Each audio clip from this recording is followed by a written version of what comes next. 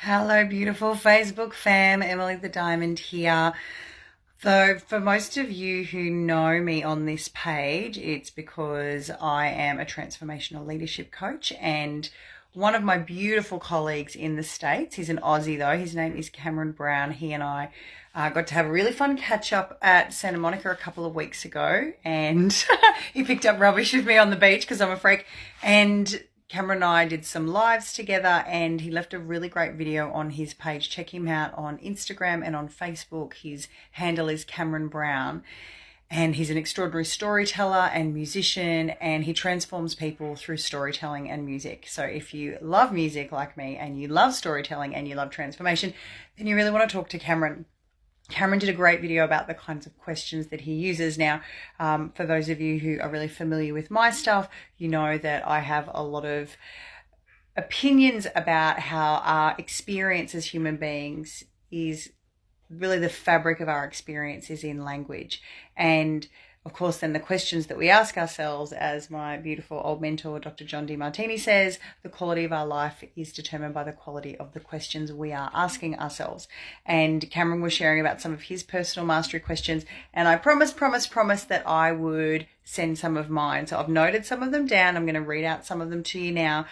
I have given ones that are like my general ones that I also recommend as a starting point for clients, because once we determine what your value system is, once we determine what your specific intentions and goals are, we then modify the questions that you ask yourself to include all those keywords, just like you do in Google. The more specialized the language you use in Google, the better quality search results. And it's exactly the same way with our mind. So I've started with some of the generals. Hi to the people watching. I've started with some of the general ones. So it's a starting point for you. Okay, so one of them is, what is the smarter, faster, or easier way to do this? So that's like mid-task or as you're about to launch into a process. So you might have done your initial planning, worked out what your objectives are, and then you're asking yourself, before you allow yourself to just launch in with the same old condition thinking, what is the smarter, faster, or easier way to do this? Okay, so invention is born out of necessity, right? So when we create situations for our brain when it feels like it has to answer those questions, that's when we get our breakthrough thinking. So what is the smarter, faster, or easier way to do this?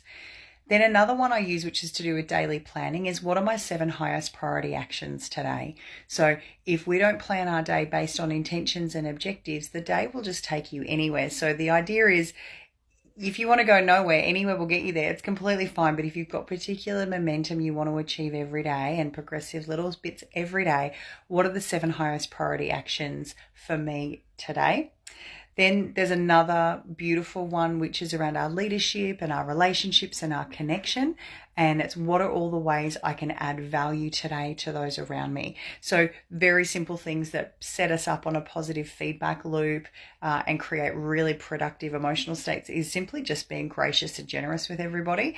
And if we don't condition ourselves to see all those opportunities, like the smile at the stranger, the moment of connection with someone on the street, making people feel safe, validated, that extra bit of eye contact, that extra bit of warmth, lovingness. So what are all the ways I can add value to those around me today? So of course that can get very specialized into our family, into our communities, into our businesses, our colleagues and neighbors and things like that. So all the community stuff. I've got one of my lovely dogs visiting me. Hello, Hokie. She's so adorable.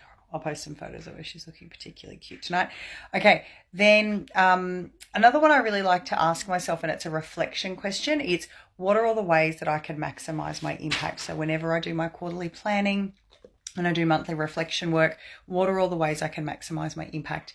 And I get really good answers from that one. But again, once we work out what intentions and goals are and the areas that your values are, you then get to add things to the end of that one. So it's, what are all the ways I can maximize my impact in my club? What are all the ways I can maximize my impact in my marriage? What are all the ways I can maximize impact in my financials? What are all the ways I can maximize impact as a parent? What are all the ways I can maximize impact with my clients, business models, all those sorts of things. Then there's another beautiful one, which it's really easy to be focused on self and what we want people to be giving us. And that's really not where the magic of being a highly resourceful, creative person is the magic is in contribution. So another question I recommend people start with is, what can I contribute? And I feel like people aren't asking that enough. They're often asking, what do I want and what do I want people to be giving me? And that question around what can I contribute? What can I offer? That one is a really brilliant focus point to keep conditioning yourself to keep asking yourself. And whatever questions you ask your brain, it is forced to answer, guys. It's like punching in a search term to Google. Google can't just not search. It's a requirement. Then there's, as you're going through experiences, hi to the people joining us, as you're going through experience, one of the questions is, what is magical about this? Like, how can I view this as a beautiful experience? So obviously some experiences aren't beautiful, some are garbage, some are terrible, some are terrifying and shocking and confronting. But that's a conditioning that I've done with myself for the last 15 years, which is, what is magical about this situation? Because I have to tell you guys, there is something that's always incredible, and it can be, what's magical about this is I'm controlling my impulses, or what's magical about this is the way this person's talking to me. They didn't feel safe to talk to me like this 6 months ago, 2 weeks ago, yesterday. What else is magical about this? Just getting to be here with these people, or being in a privileged country. Like, there is always an aspect of magic and beauty and power and specialness that if you ask, you will find. And then the last one I wanted to offer, just in this thing about general questions, right? Not taking into account your circumstances, your goals, your intentions, your values, your vision. It's, what is this teaching me about myself, others, life, or the world? Okay. So what is this circumstance? What is this moment? What is this challenge? What is this situation? What is this teaching me about myself, others, life, or the world?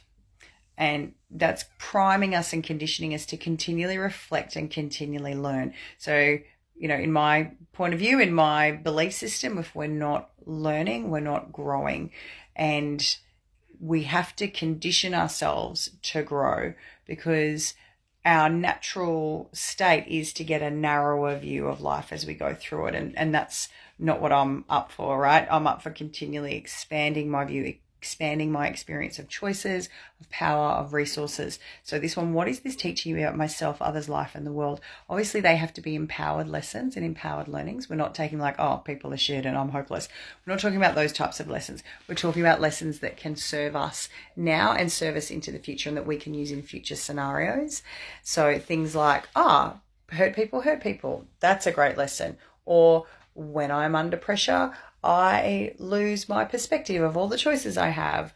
Or, so, what do I need to learn about that? Oh, okay, I need to learn either to preemptively deal with pressure and give myself enough stress relief, or I need to improve my stress response. So either through a baseline of reducing my cortisol, which is one of the big things I teach clients to avoid compartmentalization. We gradually get their cortisol levels down to improve them. So that's just a variety of like my top general Junior Burger starting out 101 guide for questions. Cameron, I hope you got to see this. I hope you a bunch of my people come over and check you out, because you're amazing. I'm looking forward to seeing you when I'm back in LA next. And I'm sending you all lots of love. It's been a beautiful night here in Australia. It's been a continuation of my birthday festival. Had an amazing massage today with a friend, and then just went out for a really beautiful dinner and a show with my beautiful husband. So I'm going to go snuggle up with him now. See you guys all later. Bye.